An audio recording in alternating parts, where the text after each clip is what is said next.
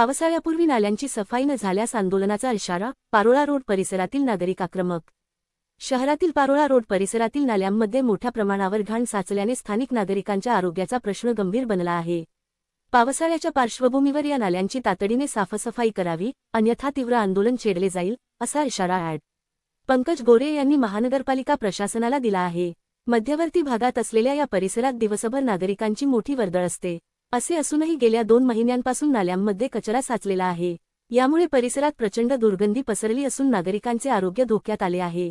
विशेष म्हणजे नाल्यांच्या कडेला संरक्षणासाठी कठडे नाहीत। रात्री आणि पहाटेच्या वेळी या मार्गावरून ट्रॅव्हल्सची मोठी वाहतूक असते। अशावेळी अंधारात नाल्याचा अंदाज न आल्यास भीषण अपघात होण्याची शक्यता वर्तवण्यात येत आहे। या समस्येबाबत परिसरातील नागरिकांनी वेळोवेळी महानगरपालिका प्रशासनाकडे तक्रारी केल्या आहेत। मनपा आयुक्त नितीन कापडणीस यांनाही निवेदन देण्यात आले, मात्र प्रशासनाकडून याकडे दुर्लक्ष होत असल्याचा आरोप नागरिकांनी केला आहे। ॲड. पंकज गोरे यांनी मनपा अधिकारी वसावे यांना प्रत्यक्ष घटनास्थळी नेऊन नाल्याची भयानक स्थिती दाखवून दिली। स्वच्छतेसाठी कोट्यवधी रुपयांची कामे मंजूर होतात, मग प्रत्यक्ष जमिनीवर परिस्थिती का बदलत नाही, असा सवाल यावेळी उपस्थित करण्यात आला। पावसाळ्यात नाला तुंबल्यास दूषित पाणी लोकांच्या घरात शिरण्याची भीतीही त्यांनी व्यक्त केली।